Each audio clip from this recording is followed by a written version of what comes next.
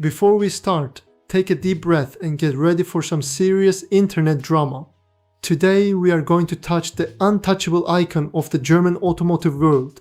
I am standing right in front of the holy grail of sports cars and declaring that the Porsche 911 is the most overrated car in the entire history of the world.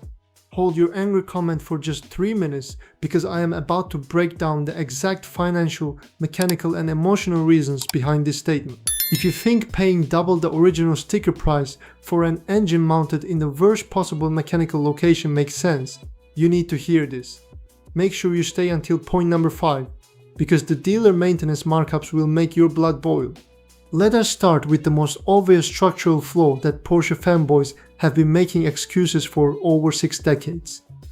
From a pure physics perspective, hanging a heavy 6-cylinder engine all the way behind the rear axle is completely backward. Porsche engineers spent 60 years building complex electronic differential tricks and rear-wheel steering systems just to fix a design flaw they created themselves. If you put a heavy engine in the back, you create a pendulum effect that wants to spin the car into a wall the moment you lose traction on a wet corner. Mid-engine sports cars like the Cayman, Corvette or Ferrari handle naturally because the weight sits close to the middle of the vehicle. Porsche literally charges you more money for a chassis layout that is fundamentally worse than their own entry-level Cayman. Instead of fixing the fundamental layout, Porsche keeps adding wider rear tires, heavy electronic roll bars and complex computer stability programs. Every time they launch a new generation, they have to invent newer and more complicated technology just to fight basic laws of physics. They are fighting an uphill battle against nature just to keep a backward rear engine layout alive on modern highways. Do not click away just yet, because the pricing strategy behind this rear engine layout gets even crazier. Over the last decade, Porsche has transformed from a pure sports car manufacturer into a massive marketing machine that sells status symbols to rich bankers. The base model Porsche 911 Carrera starts at an astronomical price tag, but that base price is a total illusion. When you open the Porsche online configurator, you quickly realize that basic features like power folding side mirrors, cruise control and leather dashboards cost extra thousands of dollars. By the time you add standard options that come free on a basic Hyundai, your 911 price tag inflates by $30,000 or $40,000. You are not paying for superior German engineering, you are paying premium luxury taxes for a gold crest on the hood. The option list is so ridiculously detailed that Porsche even charges you hundreds of dollars just to paint a key fob or put leather on the climate control vents. They have mastered the art of tricking buyers into spending supercar money on a standard production vehicle.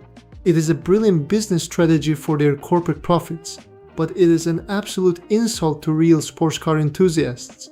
Drop a comment below right now and tell me, would you rather buy a brand new Porsche 911 or 2 fully loaded Corvette Z06s?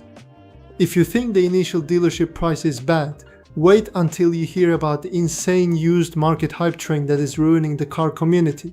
People are currently paying over $100,000 for 20-year-old air-cooled 911s with high mileage and leaky oil seals. Speculators and investors have turned what used to be fun weekend track cars into financial assets that sit in climate-controlled garages. The raw, affordable driving experience that made the original 911 famous died the moment rich collectors turned these cars into wall art. If you actually try to drive one of these modern 911s hard on public roads, you run into another massive problem: speed isolation. Modern 911 models are so incredibly fast, wide and insulated that driving them at legal speed limits feels completely boring. You have to travel at double the legal highway speed limit just to feel a small hint of driving excitement behind the wheel. The steering wheel feels clinical, the dual clutch transmission shifts automatically without your input, and the interior is covered in fingerprint-covered digital screens. A light, cheap sports car like a Mazda Miata or a Subaru BRZ gives you 10 times more fun at legal speeds without putting your driver's license in danger. The 911 has become so technically perfect that it completely lost its mechanical soul and personality in the process.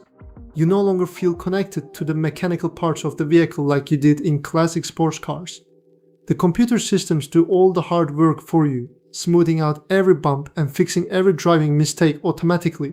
You end up feeling like a passenger in a fast video game rather than a real driver mastering a challenging machine.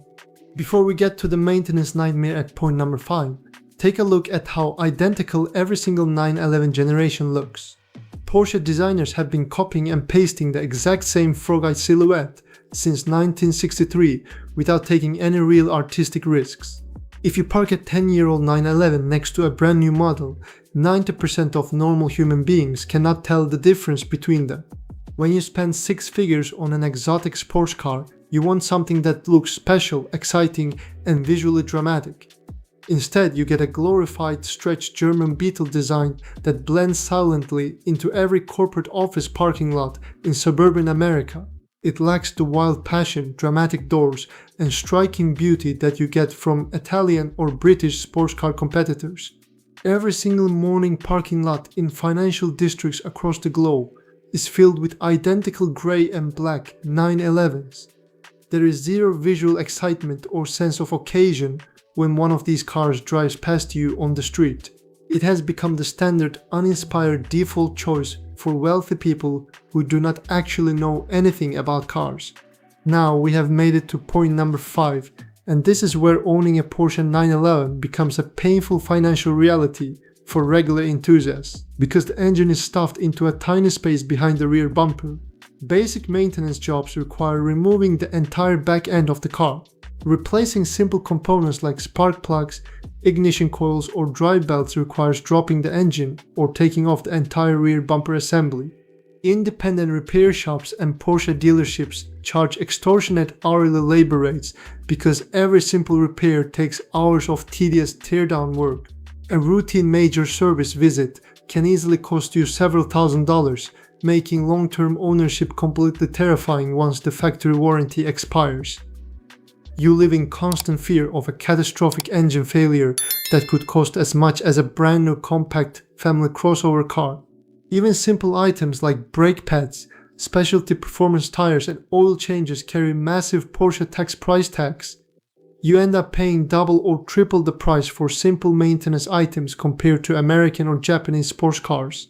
That high cost of maintenance forces many owners to leave their 911s sitting in garages rather than actually enjoying them on the road. What about track day capability, you might ask?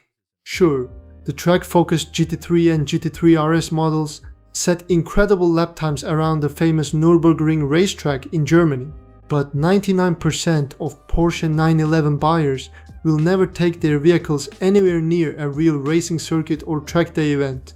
Most owners use these incredible engineering masterpieces to crawl through heavy traffic at 10 miles per hour on their way to country club parking lots, paying huge markups for lap time capability that you only use to flex at local morning coffee meets is the ultimate definition of overrated hype.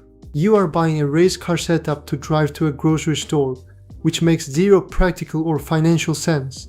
The Porsche 911 is certainly a fast, impressive, and incredibly well-built piece of automotive machinery that deserves respect.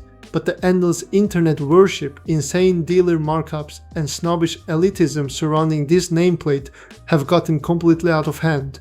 It is no longer a sports car for true driving purists who love mechanical feel and affordable track fun. It is a financial flex for wealthy collectors. When you step back and look at the whole picture, the backward engine placement, boring repetitive design, insane option pricing, and clinical driving feel, the truth is clear. The 911 is a great car, but it is nowhere near as godlike as the internet wants you to believe. There are dozens of more exciting, unique, and engaging sports cars on the market today for half the money. If you survived this controversial rant and want to see more honest car critiques, buyer guides, and automotive video essays, hit that subscribe button right now. Also, do not forget to check out the special links in the description below to support the channel and join our growing community of passionate car lovers. Until next time, speak your mind, enjoy the open road, and I will see you in the very next video.